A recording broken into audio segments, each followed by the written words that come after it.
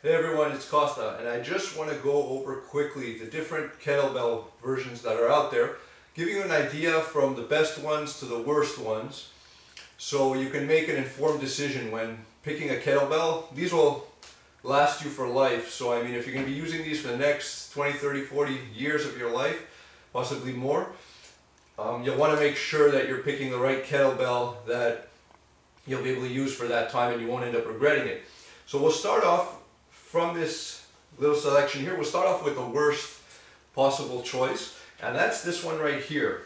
If we look at it carefully, we'll see that right on top here, the handle is what gives us the hardest point of the kettlebell itself. The handle itself is very narrow at the bottom here.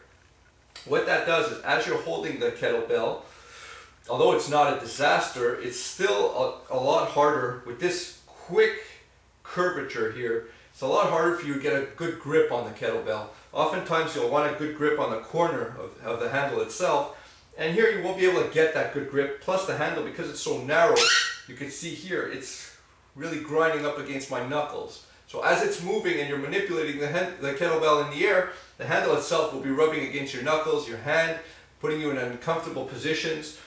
Possibly you could even hurt your hand with this kettlebell. Also, there's not a lot of room between the top of the handle and the bottom of the bell itself. What that does as well is it doesn't give you a lot of room inside to maneuver your hand as you're getting underneath the kettlebell, say in the clean, or as you're snatching the kettlebell up in the air. Less space inside here means obviously that you have less space to maneuver your hand. We can see now, when we get rid of this one, we'll look at our next contender right over here. This kettlebell. Well, here we have a little bit more space, so this is better in terms of manipulating our hand within the bell.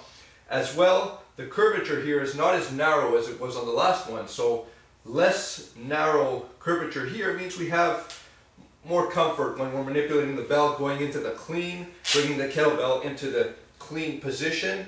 We have a better grip that we can get on the bell there.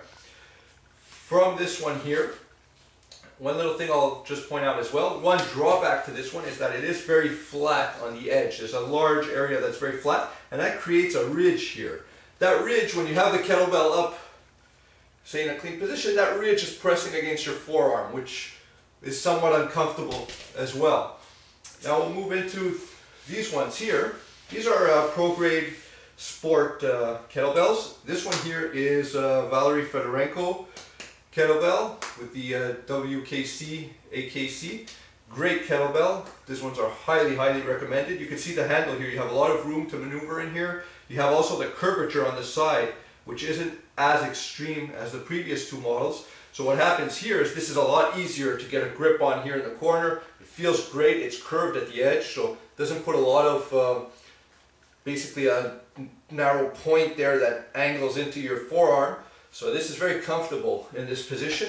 As well, you've got some great room to maneuver inside the kettlebell. This other one here is an Agatsu kettlebell, 32 kilogram. This one here as well, pro grade. You can see there's a lot of room to maneuver in here. Nice angles here, so you have a lot of room to grip the kettlebell from the corner, to maneuver your hand inside it.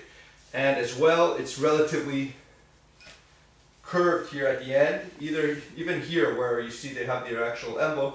It's slightly flat, but it's still, there's a large curvature area here, so that doesn't interfere and bother your wrist when it's laying on it. It's actually quite comfortable. Obviously the two I would highly recommend and recommend the most are these two here, the pro grade sport kettlebells. I think everybody should own kettlebells like these. I mean, they're really amazing, especially when you compare them to this dinosaur over here, which I wouldn't highly recommend. If you see anything like this at a store near you, I mean, I bought this a long time ago, several years ago, but if you see anything like this, stay away from this. You'll end up regretting it. It's also vinyl coated completely, including the handle, which gives you a bit of a grip, but at the same time, there's times when you don't need to have as much of a grip where it kind of interferes with your handling of the kettlebell. The Ziva kettlebells, again, it's okay. It's not a bad kettlebell, but it's not great either. For the money, you're better spending a little bit more and getting a pro grade kettlebell such as the Agatsu or the WKC kettlebell. That's it, and make your decisions wisely. You're going to be using these for a long time. and I don't regret at all having these kettlebells. Are awesome. Make sure you don't buy something that you're going to regret in the long run. You're better off to spend a little more money and get something that's good quality. Thanks, and I'll see you soon.